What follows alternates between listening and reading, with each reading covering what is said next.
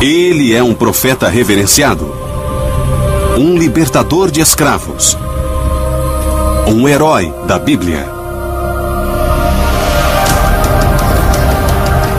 Ele é o pai dos israelitas, Moisés. O destino de Moisés: conduzir seu povo para a terra prometida de Canaã pelos meios que fossem necessários.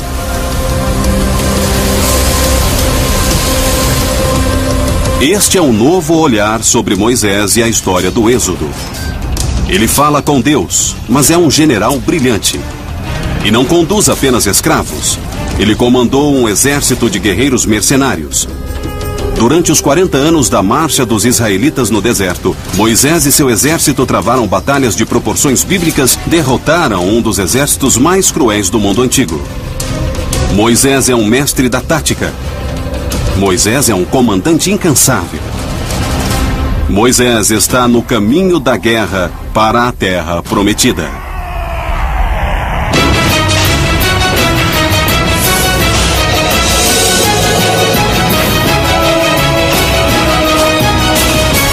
Batalhas antes de Cristo, Moisés, fugindo da morte. Século 14 a.C. Sob um sol escaldante, os escravos israelitas construíram o Egito tijolo por tijolo. Se eles errassem, sofreriam as consequências.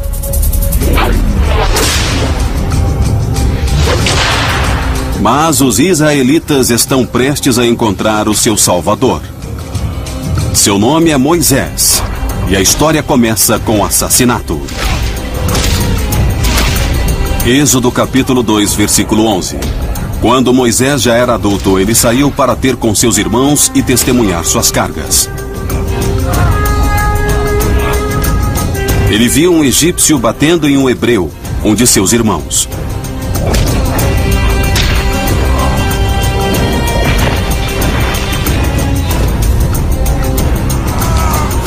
Olhou para um lado e para outro, e vendo que não havia ninguém, ali matou o egípcio.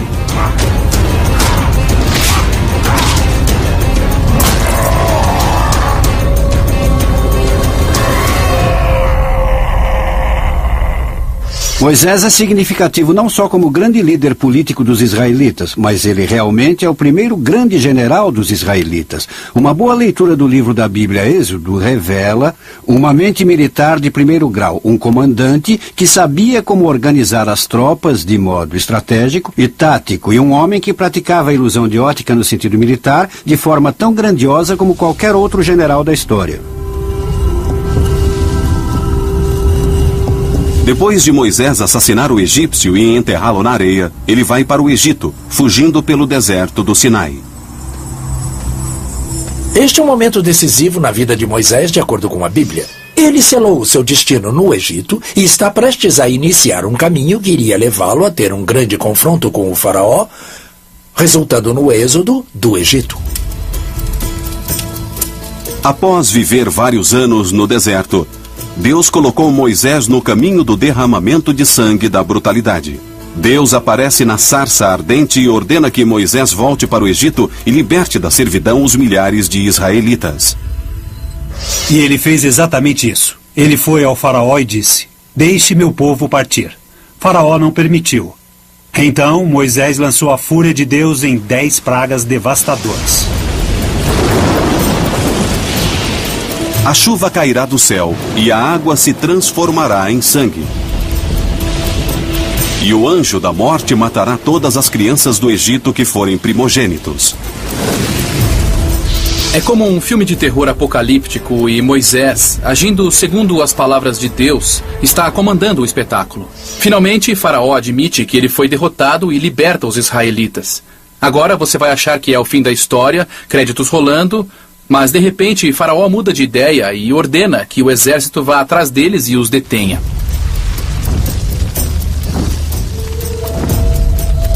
Deus, agora na forma de uma coluna de fumaça e fogo, miraculosamente conduz Moisés e os israelitas para fora do Egito.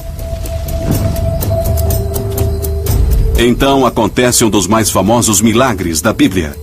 A divisão do Mar Vermelho.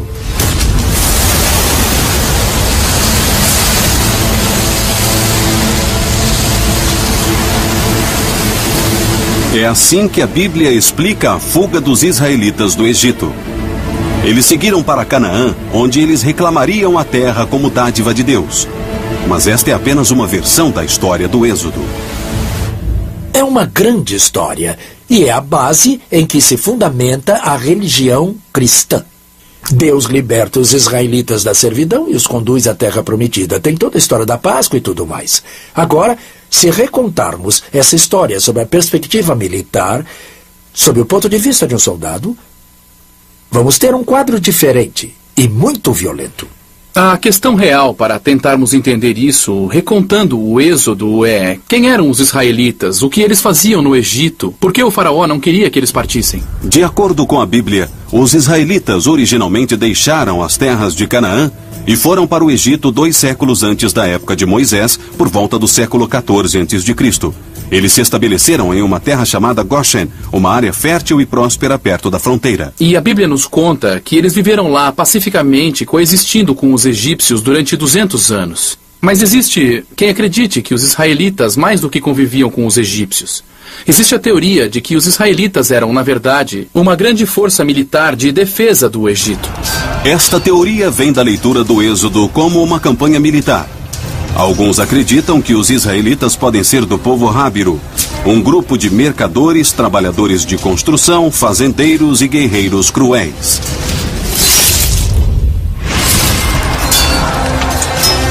Se for verdade, os israelitas estavam nas terras de Goshen por um motivo bem definido: ajudar a defender a fronteira egípcia contra ataques do norte.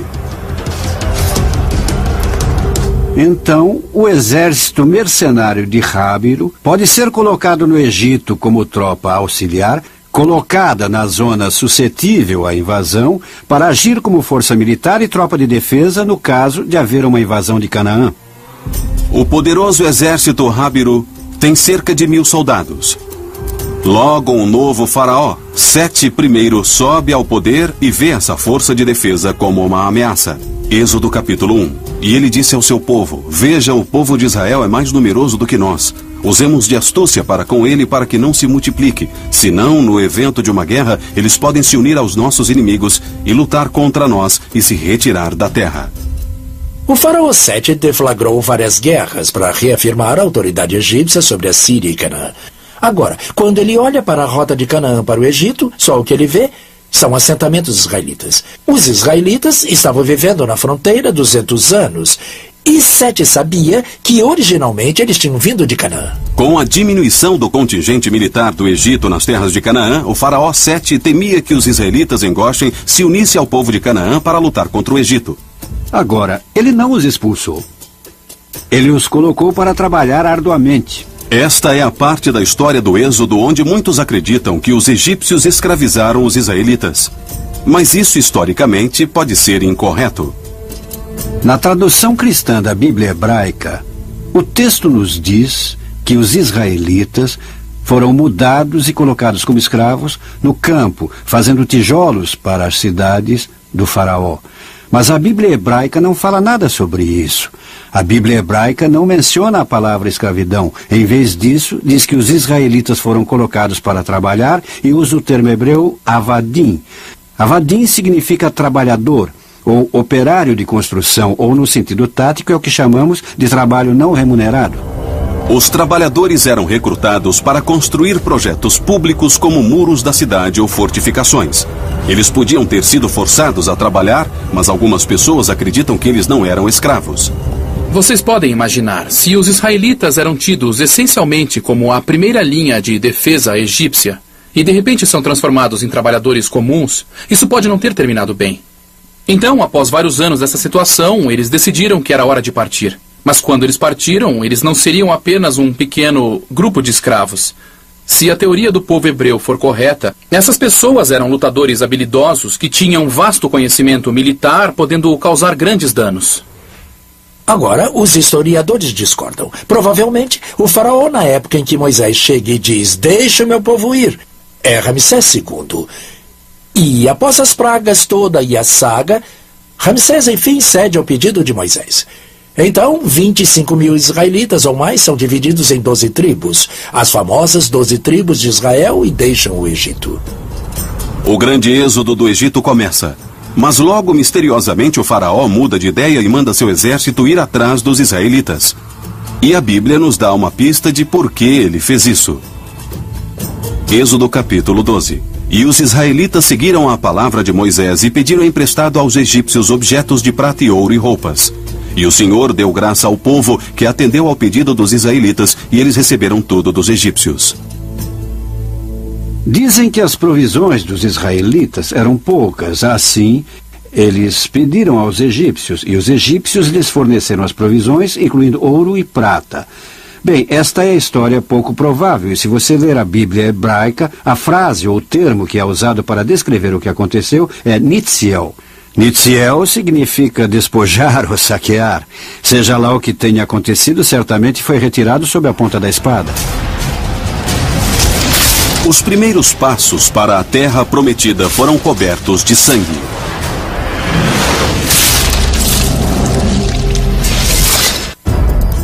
O grande êxodo do povo de Israel do Egito tinha começado. E não foi uma saída pacífica. Alguns acreditam que os israelitas saquearam uma cidade egípcia quando saíam do país.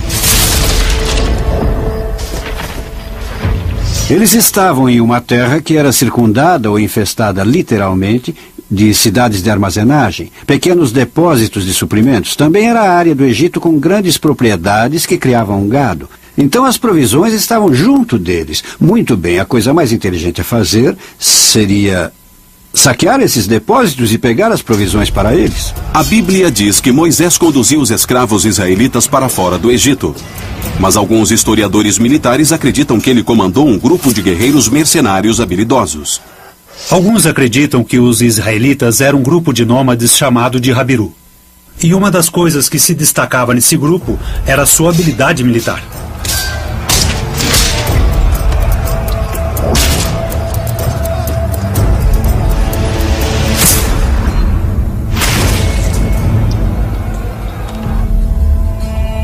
Faraó, que tinha deixado Moisés e os egípcios partirem do Egito, agora ordenava que seu exército fosse atrás deles e acabasse com eles. A Bíblia diz que os israelitas deixam o Egito com coragem e desafiadores. Bem, certamente um modo de mostrar desafio é pegar o que você precisa a caminho da saída. Mas há mais provas na Bíblia que apontam para um grupo de israelitas mais específico. Diz que eles levavam armas até. Êxodo, versículo de 13 a 17. O povo de Israel estava armado quando deixou a terra do Egito. Se você ler o texto hebreu da Bíblia, verá que ele diz que, de fato, os israelitas estavam armados até os dentes. Seu arsenal incluía lanças curtas com uns 2 metros de comprimento, com ponta afiada feita em bronze.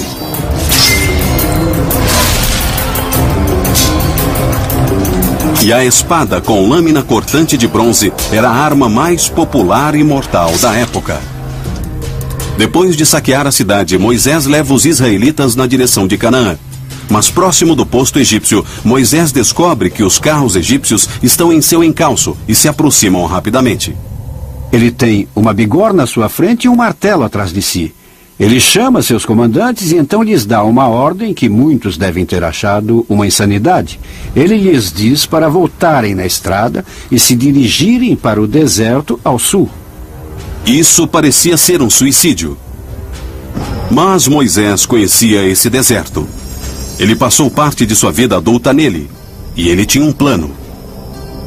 Se virmos o Êxodo como uma batalha, nós vamos ver que o nível de sofisticação militar é realmente impressionante. Moisés usa seu conhecimento sobre a área do deserto para ir contra o exército mais poderoso da época, o do Egito. O Egito no século XIV a.C. estava no apogeu do seu poder. É um tempo conhecido como Novo Reino e seu poder chega até o norte da Mesopotâmia. Mas, de acordo com a Bíblia, Moisés recebeu ajuda para enfrentar os poderosos egípcios. Êxodo capítulo 13. O Senhor foi diante deles em uma coluna de nuvem de dia para guiá-los em seu caminho, e uma coluna de fogo à noite para dar-lhes luz. Assim podiam viajar de dia e de noite. Por trás da intervenção divina havia estratégia militar. Embora a Bíblia retrate a coluna de fumaça e fogo como sendo essencialmente um totem divino, ou até mesmo Deus ou um anjo do Senhor, de fato não era mais do que um dispositivo de controle usado comumente pelos exércitos egípcios daquela época. Os artefatos egípcios antigos mostram como o fogo e a fumaça eram usados para conduzir exércitos enormes que iriam cobrir longas distâncias. Na frente da coluna, soldados carregavam longos bastões com recipiente no topo para brasas ou fogo. Em um mundo antes dos óculos para visão noturna, GPS e rádios, tinha que se ter um meio de manter a tropa unida no escuro. Os egípcios tinham fogo. À noite, o braseiro é descoberto para servir como um facho a ser seguido. De dia, o braseiro fica meio coberto para enviar um sinal de fumaça que diz ao exército que é hora de ir. De fato, Alexandre o Grande, quando conquistou o Egito anos depois, adotou essa técnica. Moisés provavelmente usou esse método egípcio de sinalização para manter os israelitas juntos. Naquela noite, a coluna de fumaça se tornou uma coluna de fogo, sinalizando que era hora de montar acampamento. Então os egípcios viram isso e não se surpreenderam, porque sabiam o que significava, hora de montar acampamento. Eles acamparam a cerca de 200 metros porque era de noite e eles não queriam lutar à noite. O que surpreendeu os egípcios foi a disposição do fogo. A Bíblia diz que o faraó estava lá. Não temos certeza se sim ou não, mas vamos seguir o que diz a Bíblia. Ele vê isso e provavelmente não se espanta. Os israelitas estão acampando. Mas o fogo está mais perto dele do que está do acampamento israelita. Se o fogo está na extremidade da coluna que marcha, então os israelitas deviam estar entre o faraó e o fogo. Mas não estavam, e estavam mais perto dele. Parecia que os israelitas estavam indo na direção errada, voltando para o Egito. Com o Mar Vermelho atrás deles, eles estavam presos. Êxodo capítulo 14. Faraó irá dizer dos israelitas: eles estão confinados na terra, o deserto os encerrou. Sob a perspectiva dos egípcios, os israelitas estão perdidos. Estão indo mais para dentro do Egito do que deveriam. Assim, eles não vão escapar. Que bando de gente idiota os egípcios devem ter pensado. Eles não contavam com a mente tática brilhante que Moisés tinha e queria enganá-los de várias maneiras diferentes. Moisés estava prestes a fazer um truque de mágica. Iria fazer 25 mil israelitas desaparecerem bem diante dos olhos dos egípcios. A estratégia começa com a colocação da coluna de fogo. Os israelitas não estavam indo na direção errada. Moisés tinha virado seu pessoal e o fogo agora estava no fim da coluna. O objetivo era enganar e cegar os egípcios. Os soldados modernos aprendem o que chamamos de disciplina noturna. Quando você está se movendo à noite, você precisa evitar olhar para uma luz brilhante, porque isso tem a ver com os cones e bastonetes, o modo como seu olho funciona. Mas se você olhar para uma luz brilhante à noite, pode levar de 30 minutos a 1 hora para você enxergar novamente com clareza. Enquanto a chama estivesse queimando no acampamento israelita, e ela queimava a noite inteira, os soldados egípcios a centenas de metros estavam funcionalmente cegos, não podiam enxergar além daquela luz. Com essa proteção, os israelitas escaparam pelo Mar Vermelho.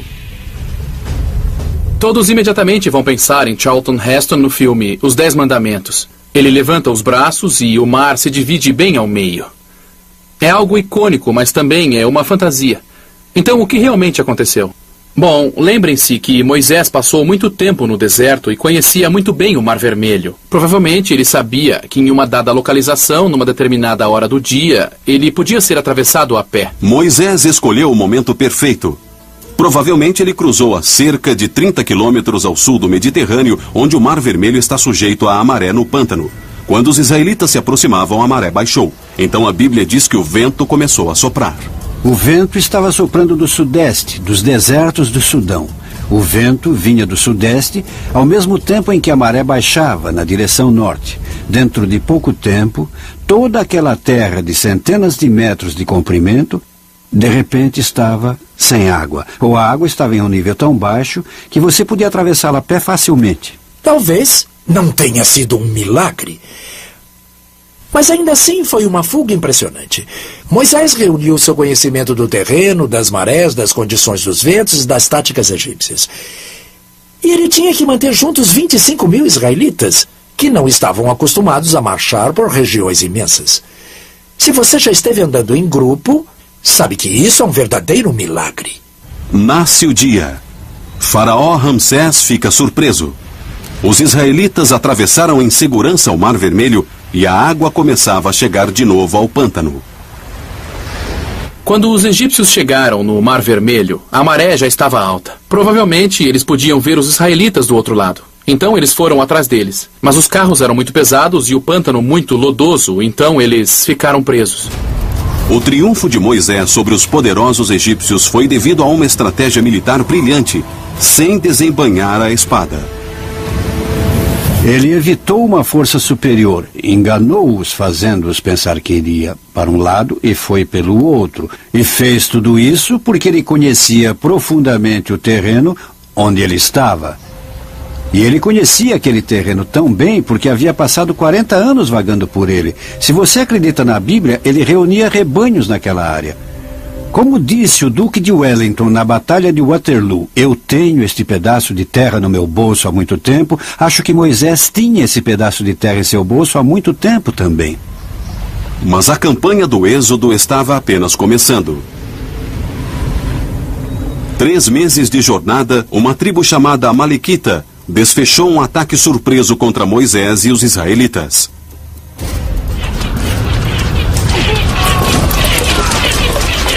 Os amalequitas eram uma tribo hostil que percorriam a península do Sinai e o sul de Canaã.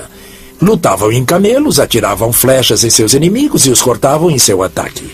Moisés tinha vencido com astúcia os egípcios e tinha evitado uma batalha que certamente teria perdido. Mas este desafio apenas tinha começado. Ele iria liderar os israelitas em uma luta contra um novo e inesperado inimigo. É o grande êxodo do Egito, e os israelitas fugiram de uma forma ousada. Mas agora, após 3 meses de terem cruzado o Mar Vermelho, guerreiros amalequitas emboscaram os israelitas por trás.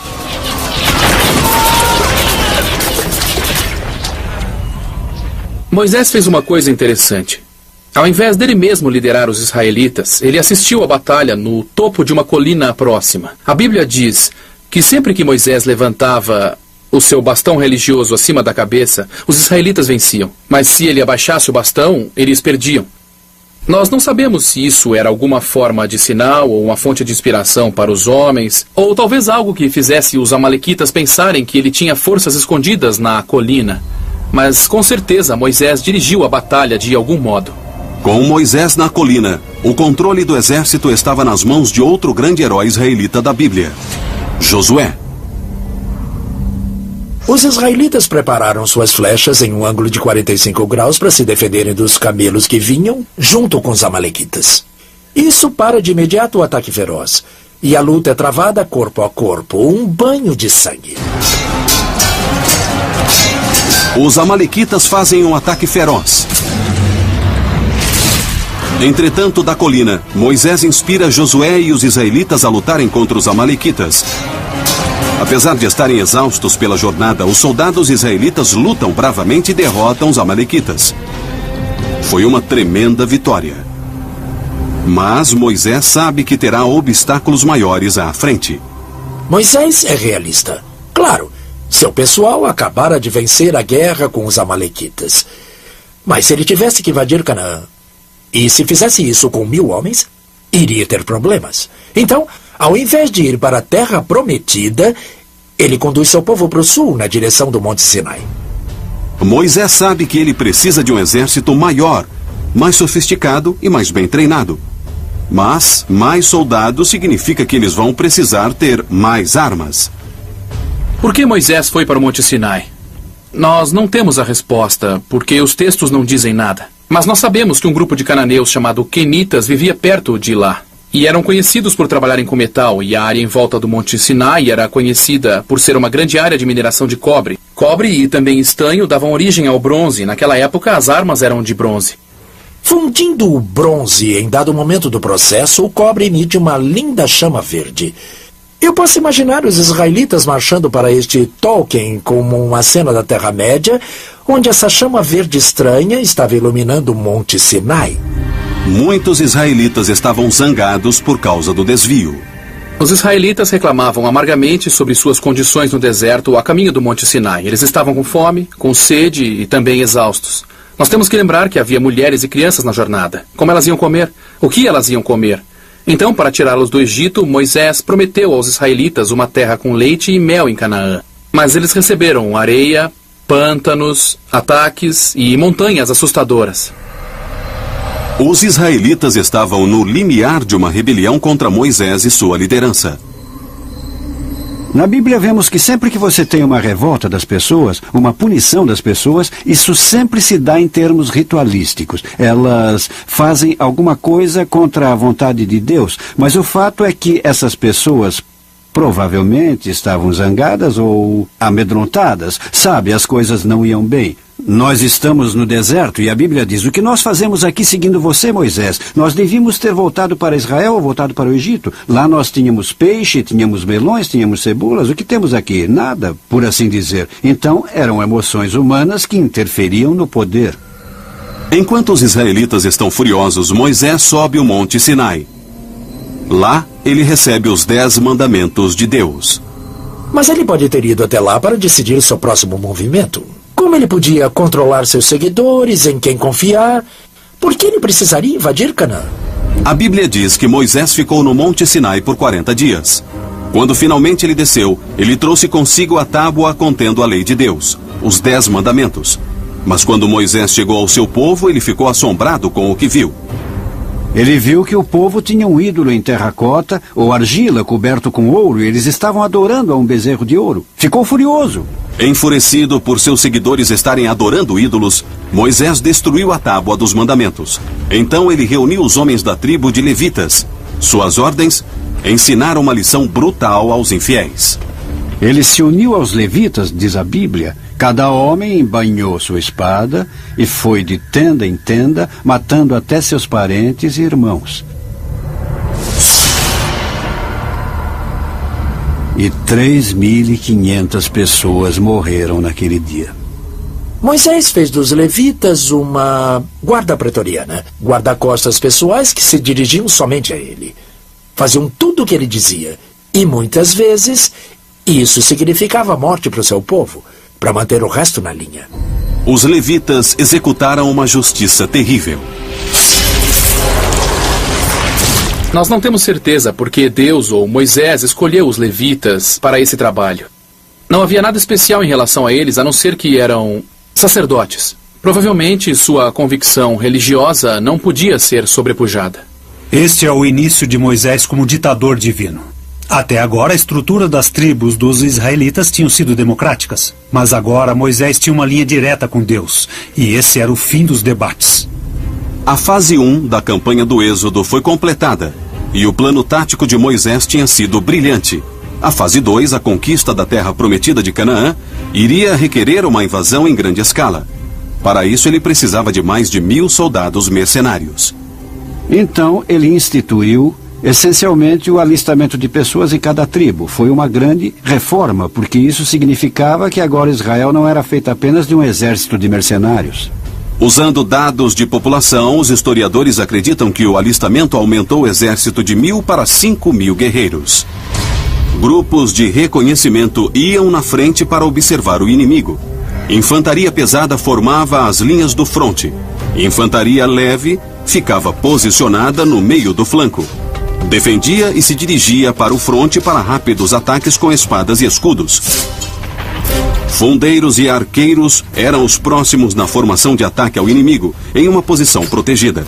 E no fim da coluna, Moisés colocava outra divisão de infantaria pesada para a defesa.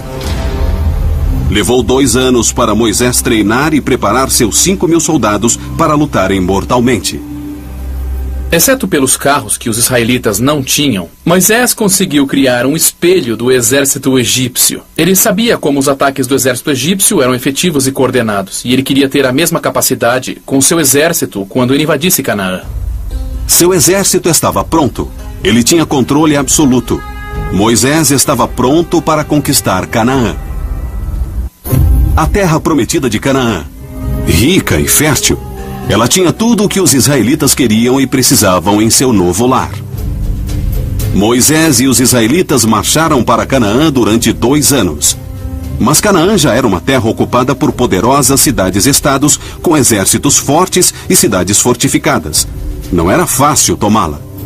Os israelitas não tinham intenção de se estabelecerem em Canaã enquanto houvesse outras pessoas nessa área. Eles pretendiam atacar as cidades e tirar a população de lá e substituir essa população colocando seu próprio povo. Isto foi uma guerra de extermínio. Moisés liderou seus seguidores para um grande oásis no deserto chamado Kadesh Barnea, a cerca de 20 quilômetros de Canaã. Aqui, espiões israelitas que foram observar Canaã retornaram com boas notícias e más. Eles voltaram e se reuniram com Moisés em Kadesh Barnea e disseram que era uma tarefa impossível. As cidades eram muradas, os exércitos poderosos, eles tinham carros, tinham exército e armas, eles tinham comida. A invasão seria impossível para o exército deles. Moisés decidiu que mesmo seu exército de 5.000 homens não era tão grande para a tarefa. A invasão precisava esperar. Então a Bíblia nos diz que eles ficaram em Kadesh Barnea por 2 gerações, o que pode ser traduzido como um período de 40 anos. E nesse período, claro, estima-se que aproximadamente umas 25.000 pessoas, ou até mais, da nação israelita, se revitalizaram pela taxa natural de nascimentos, de modo que após essas 2 gerações, você estaria diante de uma comunidade de 35.000 pessoas, provavelmente, que agora iria permitir que você, com base no alistamento, convocasse todos os homens adultos com idade entre 20 e 35 anos para formar um exército de 8 ou 9 mil homens. A Bíblia afirma que após 40 anos do início da campanha do Êxodo, Moisés estava pronto para atacar Canaã. Ele tinha treinado o exército muito bem. Eles eram uma força de luta poderosa, mas Moisés queria lutar em seus termos, usando táticas e estratégias que tinha aprendido no Egito e tinha treinado por mais de 40 anos. As cidades muradas de Canaã bloqueavam o norte a partir de Kadesh Barnea, e um ataque direto poderia destruir o exército de Moisés antes mesmo dele chegar à terra prometida. Então ele levou os israelitas na direção leste, na direção do vale do rio Jordão. Moisés sabia que sua estratégia ditaria suas táticas e não o inverso disso. Seu objetivo era chegar em Canaã com a maior força possível, o que significava evitar lutas pelo caminho sempre que possível. Para Moisés, o caminho de Canaã com menor resistência era através do vale do rio Jordão, mas havia ainda um problema. Uma poderosa tribo estava no caminho de Moisés e dos israelitas, os amonitas. Não se tinha como escapar. Moisés tinha o Mar Morto de um lado e deserto do outro. Seu único caminho para o Vale do Jordão era através dos amonitas. Eles eram um alvo mais fácil do que os moabitas e edomitas. Moisés não era tolo. Diplomacia em primeiro lugar. Ele pediu permissão ao rei amonita para passar por seu país. O rei amonita disse, é impossível. Moisés calmamente se virou e foi embora. A batalha ia começar. Mais uma vez, Moisés se voltou a Josué para comandar o exército no campo de batalha. Os israelitas se alinhavam para enfrentar os amonitas em campo aberto. Moisés observava como os 2 exércitos se enfrentavam. O exército de Moisés foi treinado durante anos. Agora, finalmente, eles entravam em ação.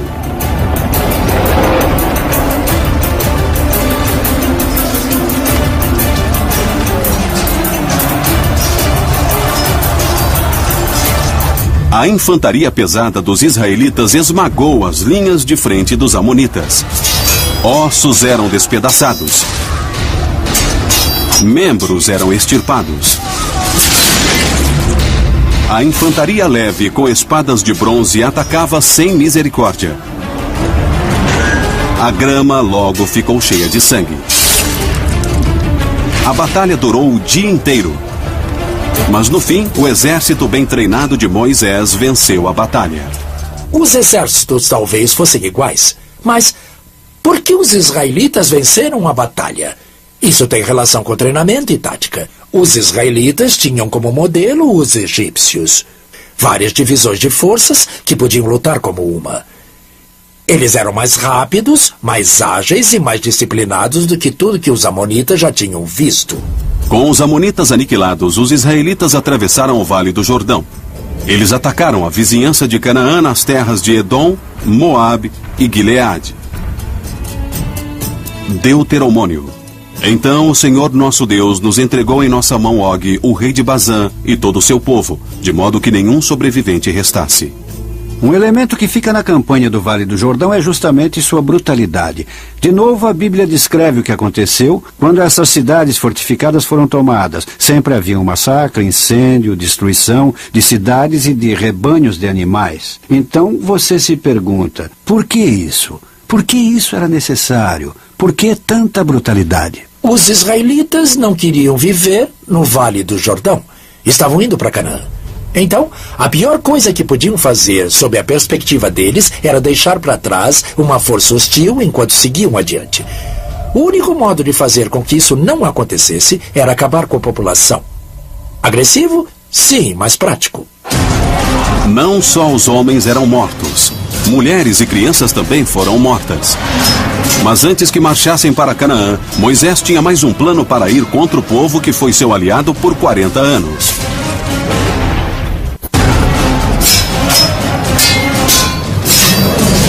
O exército de Moisés, cerca de 8 a 10 mil guerreiros desumanos, tinha provocado a destruição no Vale do Jordão. Agora eles enfrentavam os midianitas, um aliado dos israelitas há muito tempo. Esse foi o povo que levou Moisés depois que ele matou o feitor egípcio. Esse era o povo que Moisés chamava de família. Sua esposa era uma midianita. Agora, Moisés tinha dado uma ordem brutal: destruí-los. Alguns homens israelitas estavam dormindo com mulheres midianitas. Isso provavelmente não era um problema sob a perspectiva dos Yahvé, mas agora eles estavam adorando os deuses medianitas, e eles viraram as costas para os Yahvé. Então os Yahvé mandaram matar as crianças de Midian e colocaram Moisés no comando da operação. Cada soldado israelita, comandado por Fíneas, marchou para o acampamento de Midian. Eles destruíram tudo. Eles mataram os homens, incendiaram as casas e levaram tudo que tinha valor. A única coisa que Fíneas não se permitiu fazer foi matar as mulheres e crianças. O acampamento midianita estava completamente destruído. Mas Fíneas não podia seguir as ordens de Moisés de matar as mulheres e as crianças.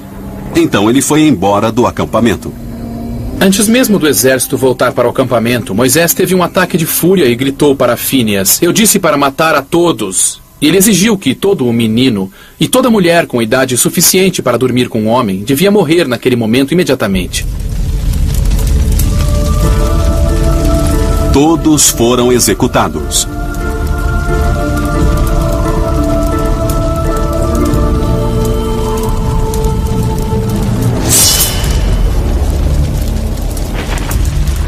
Este foi todo o prelúdio da invasão de Canaã. E Canaã seria mais dura de se subjugar do que as sociedades tribais do Vale do Jordão. É melhor, com certeza, treinar o exército para o horror que irá encarar no futuro. Quando a crueldade termina, o ritual de limpeza começa. A Bíblia diz que todo soldado israelita que tinha derramado sangue na batalha precisava se afastar do acampamento por 7 dias. Provavelmente isso não significava apenas limpeza física. Eles também precisavam usar esse tempo para limpar sua culpa. O terror que eles tinham causado a outras pessoas tinha deixado uma cicatriz psicológica profunda. E eles viriam a sofrer o que hoje nós chamamos de estresse pós-traumático. É intrigante levantar a questão sobre o efeito disso tudo, como esse derramamento de sangue iria afetar a estabilidade moral e psicológica, a estabilidade dos soldados israelitas. Muitas pessoas acreditam que Moisés usou métodos brutais em sua longa campanha para levar os israelitas a invadir Canaã. Mas era uma invasão da qual Moisés não iria participar. Deuteronômio. Naquele dia o Senhor falou para Moisés: "Vá para o monte Nebo de Abarim, que está na terra de Moabe, de frente para Jericó, e veja a terra de Canaã, que estou dando aos israelitas. Você pode morrer na montanha que você está prestes a subir. A Bíblia nos diz que Deus deixou Moisés ver Canaã do topo do Monte Nebo, mas não o deixou entrar. Por quê? Após tudo que Moisés tinha feito a serviço de Deus, parecia ser uma injustiça cósmica que lhe fosse negada a terra prometida. A única explicação que a Bíblia nos dá é que uma vez Moisés mostrou a falta de fé e bateu seu bastão em uma rocha em sinal de frustração. E isso faz você pensar, uau, no Velho Testamento Deus é rígido, mas não tanto assim? Então, temos que imaginar o que estava acontecendo ali. Alguns historiadores acreditam que não havia outro motivo para Moisés não colocar os pés na terra prometida. Houve muito sofrimento e muitas decisões erradas nessa imensa jornada. O extermínio das pessoas, como os midianitas e os ataques, e ainda mais os ataques ao povo israelita, comandados por Moisés e sua guarda pretoriana dos levitas, levantou especulações sobre o verdadeiro motivo de Moisés nunca ter chegado à terra prometida. É que ele foi morto por seu próprio povo, que já tinha aguentado demais e se insurgiu contra ele e o matou. Quanto à teoria de assassinato, a Bíblia não diz nada. Há uma centelha de prova para apoiar essa perspectiva. Parece ser uma consequência bastante lógica perguntar por que Deus mataria um servo que dedicou 40 anos ou mais a seu serviço para o que parece ser um pecado menor, bater o bastão contra uma rocha. Isso não tem a menor lógica, é uma coisa quase absurda. Não tem nenhuma lógica a explicação que a Bíblia dá para os estudiosos de que Moisés encontrou seu final nas mãos de seu próprio povo, ao invés de morrer nas mãos dos Yahvé. Não importa como Moisés morreu. A conquista de Canaã estaria nas mãos de uma nova geração. O general israelita Josué continuava com a estratégia brutal de Moisés em sua busca por conquistar Canaã. Muitos séculos depois, há exemplos dessa habilidade de manobras contra o inimigo, sem batalha, como ele tinha feito quando os israelitas fugiram dos egípcios. Um exemplo é o chefe Joseph, da tribo indígena de Nez Perce. Em 1877, 2.000 soldados da cavalaria americana forçaram essa tribo, com cerca de 800 pessoas, a saírem da reserva indígena.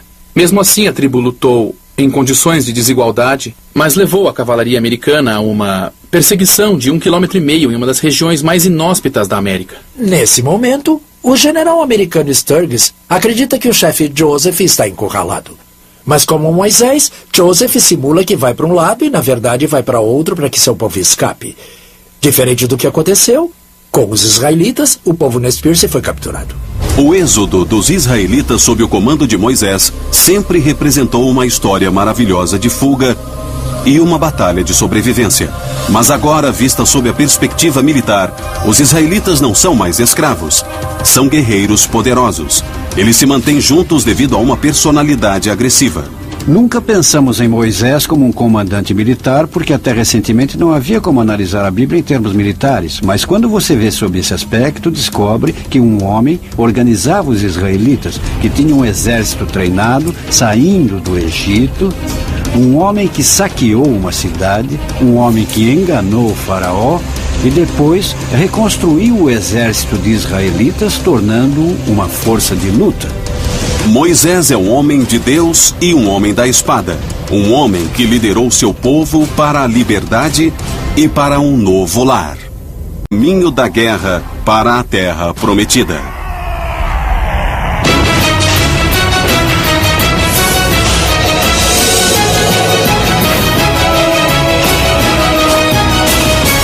Batalhas antes de Cristo. Moisés, fugindo da morte. Século XIV a.C. Sob um sol escaldante, os escravos israelitas construíram o Egito tijolo por tijolo. Se eles errassem, sofreriam as consequências.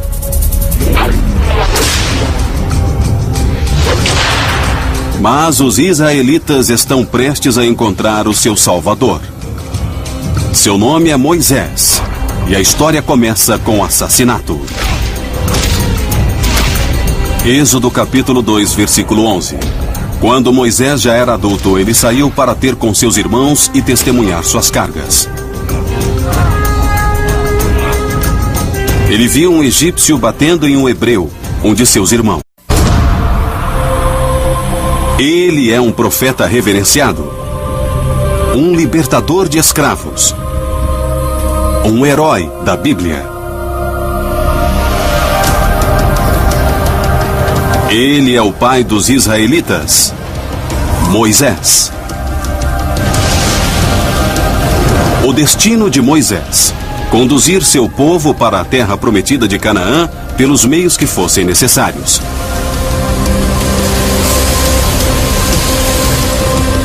Este é um novo olhar sobre Moisés e a história do Êxodo. Ele fala com Deus, mas é um general brilhante. E não conduz apenas escravos. Ele comandou um exército de guerreiros mercenários. Durante os 40 anos da marcha dos israelitas no deserto, Moisés e seu exército travaram batalhas de proporções bíblicas, derrotaram um dos exércitos mais cruéis do mundo antigo. Moisés é um mestre da tática. Moisés é um comandante incansável. Moisés está no campo. De acordo com a Bíblia, ele selou o seu destino no Egito e está prestes a iniciar um caminho que iria levá-lo a ter um grande confronto com o faraó, resultando no êxodo do Egito. Após viver vários anos no deserto, Deus colocou Moisés no caminho do derramamento de sangue da brutalidade. Deus aparece na sarça ardente e ordena que Moisés volte para o Egito e liberte da servidão os milhares de israelitas. E ele fez exatamente isso. Ele foi ao faraó e disse: "Deixe meu povo partir." Faraó não permitiu. Então Moisés lançou a fúria de Deus em 10 pragas devastadoras. A chuva cairá do céu e a água se transformará em sangue. E o anjo da morte matará todas as crianças do Egito que forem primogênitos. É como um filme de terror apocalíptico e Moisés, agindo segundo as palavras de Deus, está comandando o espetáculo. Finalmente, Faraó admite que ele foi derrotado e liberta os escravos.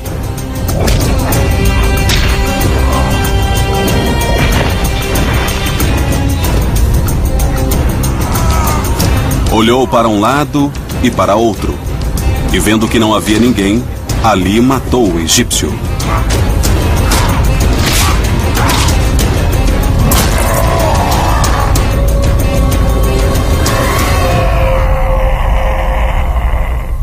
Moisés é significativo não só como grande líder político dos israelitas, mas ele realmente é o primeiro grande general dos israelitas. Uma boa leitura do livro da Bíblia Êxodo revela uma mente militar de primeiro grau, um comandante que sabia como organizar as tropas de modo estratégico e tático, e um homem que praticava a ilusão de ótica no sentido militar de forma tão grandiosa como qualquer outro general da história.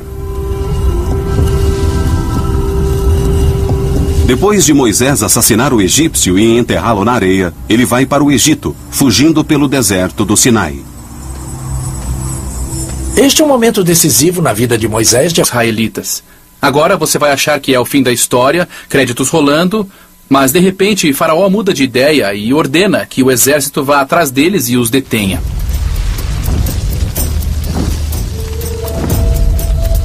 Deus, agora na forma de uma coluna de fumaça e fogo, miraculosamente conduz Moisés e os israelitas para fora do Egito. Então acontece um dos mais famosos milagres da Bíblia: a divisão do Mar Vermelho.